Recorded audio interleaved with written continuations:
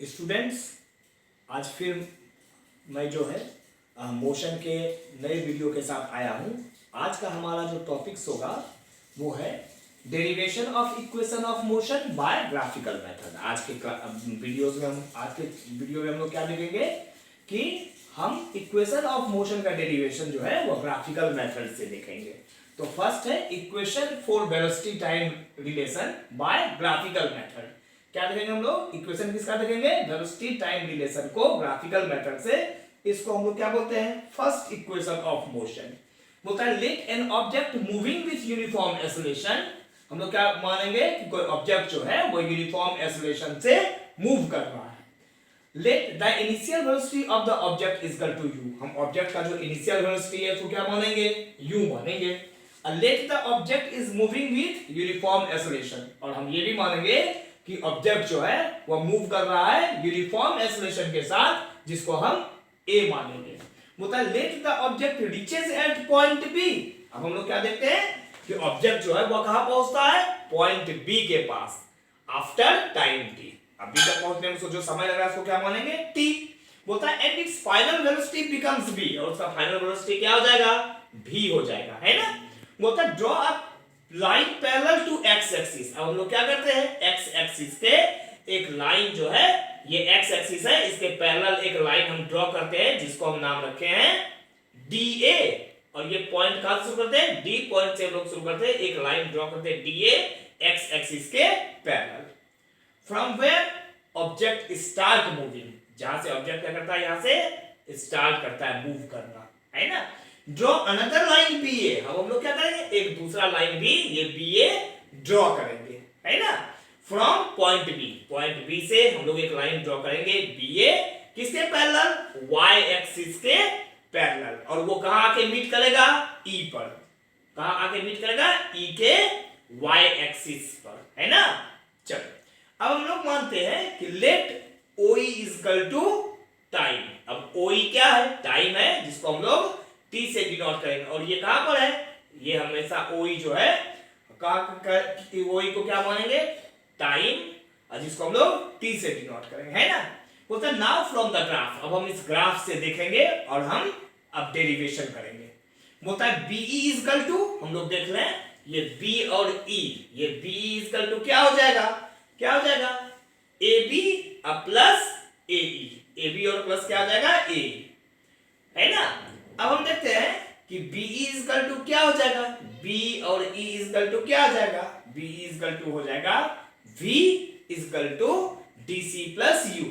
V is equal to क्या हो जाएगा? DC plus V is equal to क्या हो जाएगा? DC plus U। U क्या है यहाँ पर? ये U जो आप देख रहे हैं यहाँ पर U क्या है? U है OD। U क्या है? OD है ना। ये OD जो है वो U है। तो V इज इक्वल टू क्या हो जाएगा? DC प्लस OD, यानी V इक्वल टू क्या आ जाएगा? DC plus OD। OD के जगह मैंने यहाँ पर U लिखा है, तो V इक्वल टू क्या आ जाएगा? DC plus U। इसको हम इक्वेशन 1 मानते हैं। अब हम लोग क्या पिछले क्लास में हम लोग क्या देखे थे कि एक्सेलरेशन का फॉर्मूला क्या है? Acceleration is equal to change in velocity by time taken, है ना। तो change in velocity means final velocity minus initial velocity by time taken, यही एक्सेलरेशन का फॉर्मूला है। तो A इक्वल टू क्या आ जाएगा? V क्या है यहाँ पर? OC माइनस U क्या है? OD बाय T हो गया, टाइम टेकन। अच्छा, OC माइनस OD। अब हम लोग क्या देख रहे हैं कि OC को यदि OD से हम माइनस करेंगे तो क्या बचेगा? DC बच जाएगा। क्या बचेगा? DC। तो A इक्वल टू क्या आ जाएगा? DC बाय T, है ना। अब यहाँ पर क्या आ जाएगा? ये मल्टीप्लाई हो जाएगा, तो AT इक्वल टू क्या आ जाएगा? DC। इसको इक्वेशन हम 2 मानेंगे। अब क्या कहते हैं? Substituting the value of DC from equation 2 in equation 1। अब ये DC का जो वैल्यू है इक्वेशन 2 में, इसको क्या करेंगे? हम लोग सब्स्टिट्यूट कर देंगे, वैल्यू पुट करेंगे किसमें? इक्वेशन 1 में। इक्वेशन 1 क्या है? V equal to DC plus U। तो क्या आ जाएगा? V इक्वल टू DC का वैल्यू क्या था? 80, तो V इक्वल टू क्या है? 80 प्लस U। अब हम लोग क्या करेंगे? V इक्वल टू क्या होगा? इसको U plus 80, V equal to U plus 80, यही है हमारा फर्स्ट इक्वेशन ऑफ मोशन। तो फर्स्ट इक्वेशन ऑफ मोशन क्या रिलेशन दिखा रहा है? तो देखते हैं, the above equation is the relation among, किस चीज का रिलेशन दिखा रहा है अबव इक्वेशन? U का। यानी इनिशियल वेलोसिटी का रिलेशन दिखा रहा है, फाइनल वेलोसिटी का रिलेशन दिखा रहा है, एक्सेलरेशन का रिलेशन दिखा रहा है और टाइम का रिलेशन दिखा रहा है। इसलिए हम v equal to u plus AT को क्या बोलेंगे, first equation of motion. Equation for distance time relation, अब हम लोग देखेंगे इक्वेशन किसके लिए लिखेंगे, डिस्टेंस टाइम और रिलेशन को, इसी को हम लोग बोलते हैं सेकंड इक्वेशन ऑफ मोशन। तो आप ग्राफ देखिए, distance covered by the object in the given time, एक ऑब्जेक्ट जो है वो डिस्टेंस को कवर कर रहा है गिवन टाइम में, उस टाइम को हम लोग t मानते हैं, is given by the area, एक एरिया दिया हुआ है, ट्रेपेजियम का एक एरिया दिया हुआ है जिस पर क्या देख रहे हैं, एक ऑब्जेक्ट जो है वो डिस्टेंस कवर कर रहा है गिवन टाइम t में, और ट्रेपेजियम का वो एरिया क्या है, वो एरिया ट्रेपेजियम का एरिया क्या है, वो a b d o और t है ना, ये ट्रेपेजियम का एरिया है जिस पर क्या देख रहे हैं कि ऑब्जेक्ट जो है डिस्टेंस कवर कर रहा है गिवन टाइम पर। बोलता है let the given time t, अब हम लोग जो दिया हुआ टाइम है उसको क्या माने t, the distance covered by the moving object, और ऑब्जेक्ट जो मूविंग ऑब्जेक्ट डिस्टेंस को कवर कर रहा है उसको हम लोग क्या माने s मान लिए। बोलता है द एरिया ऑफ ट्रेपेजियम, अब ट्रेपेजियम का जो एरिया है वो क्या है, ट्रेपेजियम का है ABDOE, ABDOE, यही ट्रेपेजियम का एरिया है जिसको ऑब्जेक्ट जो है डिस्टेंस को कवर कर रहा है गिवन टाइम पर। तो डिस्टेंस इज इक्वल टू क्या हो गया, area of triangle plus area of rectangle. तो एरिया ऑफ ट्रायंगल है ABD और एरिया ऑफ रेक्टेंगल क्या है ADOE। तो फॉर्मूला क्या हो गया, S is equal to area of triangle क्या हो गया, half into AB into AD, अब प्लस एरिया ऑफ रेक्टेंगल क्या हो गया OD into OE, length into breadth, है ना।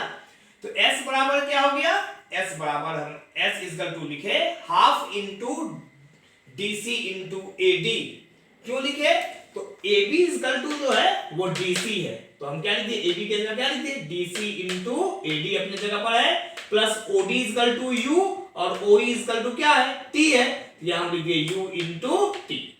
अब आगे S is equal to half into DC क्या है, DC is equal to AT है, चूंकि DC इज इक्वल टू क्या है AT है, ये DC से हम क्या लिखिए AT, AD क्या है T है, तो अब लिखे S is equal to half into AT into T plus U into T क्या हो गया UT, है ना।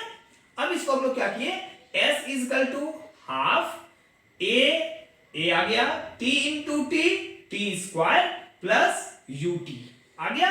अब हम इसको जो है ना हाफ AT स्क्वायर प्लस U को अरेंज कर लेंगे, तो क्या हो जाएगा S इज इक्वल टू क्या हो गया UT plus half AT square, है ना। S इज इक्वल टू क्या हो गया UT plus half AT square. बोलता है the above expression gives the distance covered by the object moving with uniform acceleration. जो आप जो ऊपर में S is equal to UT plus half AT square देख रहे हैं ना, यह एक्सप्रेशन क्या दे रहा है, यह बता रहा है कि एक मूविंग ऑब्जेक्ट जो डिस्टेंस कवर कर रहा है वो यूनिफॉर्म एक्सेलरेशन में कवर कर रहा है, और यही एक्सप्रेशन जो है S is equal to UT plus half AT square, यही हमारा सेकंड इक्वेशन ऑफ मोशन है। Equation for distance velocity relation, अब हम लोग देखेंगे किसका इक्वेशन, डिस्टेंस वेलोसिटी के रिलेशन का इक्वेशन देखेंगे, इसी को हम लोग बोलते हैं थर्ड इक्वेशन ऑफ मोशन। बोलता है the distance covered by the object moving with uniform acceleration is given by the area of trapezium. बोलता क्या है, एक ऑब्जेक्ट, एक जो मूविंग ऑब्जेक्ट है वह क्या कर रहा है, एक डिस्टेंस को कवर्ड कर रहा है यूनिफॉर्म एक्सेलरेशन करते हुए, और वो जो डिस्टेंस कवर कर रहा है वो एरिया क्या है, ट्रेपेजियम का एरिया है, और वो है ABDOE, क्या है ABDO और E, ये ट्रेपेजियम एरिया है जिस पर एक मूविंग ऑब्जेक्ट जो है वो डिस्टेंस को कवर कर रहा है यूनिफॉर्म एक्सेलरेशन में। तो area of trapezium ABDOE is equal to क्या हो जाएगा, half into sum of parallel sides plus distance between parallel side, है ना। तो फॉर्मूला क्या जाएगा, S is equal to half sum of parallel sides क्या हो गया U plus V into distance between parallel side क्या हो गया इनटू T। इसको हम लोग इक्वेशन क्या मानेंगे 3 मान लेंगे। तो देन नाउ फ्रॉम इक्वेशन 2, अब हम लोग इक्वेशन 2 जो पीछे में था वो इक्वेशन 2 के हिसाब से क्या है A is equal to V minus U by T, यही था इक्वेशन हम लोग 2 से लिए, क्या था A is equal to V minus U by T, acceleration का फॉर्मूला था। अब हम लोग को t निकालना है, तो t इक्वल टू क्या आ जाएगा, v minus u by a। इसको हम लोग इक्वेशन क्या मान ले, 4 मान लिए। बोलता है substituting the value of t from equation 4 इन 3। अब हम लोग क्या किए, अब इक्वेशन 4 का जो वैल्यू था t का, उसको हम लोग क्या किए, इक्वेशन 3 में पुट कर दिए, है ना। तो क्या गया, s इक्वल टू हाफ क्या आ गया, u plus v into t का जो वैल्यू था, ठीक है, वैल्यू क्या था, v minus u by a, या पुट कर दिए v minus u by a। अब क्या हो गया, s इक्वल टू हाफ हो गया, 2 इंटू a क्या हो गया, 2a। अब क्या हो गया, इसको हम लिखे v plus u plus v था, इसको हम लिखे v प्लस u इंटू क्या हो गया, v माइनस u, यानी v माइनस u, है ना। अब हो गया 2a इंटू s, तो हो गया 2as इक्वल टू क्या हो गया, v प्लस u और v माइनस u। तो यहां पर लग रहा है ना a plus b, a minus b वाला फॉर्मूला, तो हम लोग पुट कर देंगे 2as equal to a plus b, a minus b बराबर क्या था, a square minus b square. उसी तरह हो जाएगा 2as equal to v square minus u square. अब 2as है, v स्क्वायर को इधर ले आए, तो हो गया plus u square equal to v square, है ना। अब v स्क्वायर इक्वल टू क्या आ जाएगा, u square plus 2as, v square equal to u square plus 2as। यही हमारा जो है क्या हो गया, थर्ड इक्वेशन ऑफ मोशन है। बोलता था above expression gives the relation between position and velocity। ये जो हमारा एक्सप्रेशन है v square equal to u square plus 2as, ये जो एक्सप्रेशन है ये क्या रिलेशन को बता रहा है, पोजीशन और वेलोसिटी के बीच में। इसी को हम लोग थर्ड इक्वेशन ऑफ मोशन बोलते हैं। Uniform circular motion, the motion of an object along a circular path is called circular motion. होता क्या है, जब कोई ऑब्जेक्ट एक सर्कुलर पाथ पर मोशन करेगा, तो ऐसे मोशन को हम लोग क्या बोलेंगे, circular motion.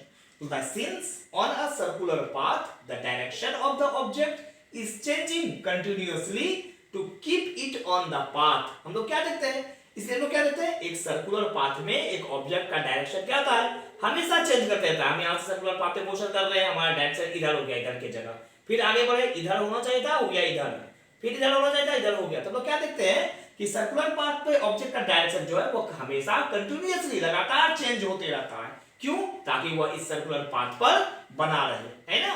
The motion of the object is called oscillation motion। तो ऑब्जेक्ट का ऐसा किया हुआ मोशन को क्या बोलेंगे, oscillated motion, है ना। बोलता है velocity in case of circular motion, सर्कुलर मोशन में हम वेलोसिटी को कैसे देखेंगे। बोलता है if the radius of circle is equal to r, यदि हम सर्कल के रेडियस को r माने और इसका डिस्टेंस क्या होगा, सर्कल का सर्कमफेरेंस उसका डिस्टेंस होता है, तो सर्कमफेरेंस को क्या मानेंगे, फॉर्मूला है सर्कमफेरेंस ऑफ द सर्कल क्या है, 2 पाई r। तो हम सर्कमफेरेंस को क्या मानेंगे, 2 पाई r। बोलता है let time t is taken to complete one rotation over a circular path by any object. हम क्या मानते हैं कि एक सर्कुलर पाथ पर कोई ऑब्जेक्ट जो मूव कर रहा है सर्कुलर पाथ पर, उसका एक रोटेशन करने में जो समय लगा उसको हम लोग क्या मानेंगे, t मानेंगे। तब वेलोसिटी का फॉर्मूला क्या है, तो वेलोसिटी इक्वल टू क्या आ गया, distance by time. Velocity equal to क्या होता है, डिस्टेंस बाय टाइम। तो यहां पर वेलोसिटी क्या हो जाएगा, डिस्टेंस बाय टाइम। तो यहां पर डिस्टेंस क्या होगा, सर्कमफेरेंस। सर्कल का डिस्टेंस क्या होता है, सर्कमफेरेंस। तो डिस्टेंस के जगह हम क्या लिखेंगे, सर्कमफेरेंस बाय टाइम की जगह t। अब v इक्वल टू सर्कमफेरेंस का फॉर्मूला क्या हो गया, 2 पाई r बाय क्या हो गया, t। तो v इक्वल टू क्या हो गया, 2 पाई r बाय t। तो यही हमारा वेलोसिटी का फॉर्मूला हो गया।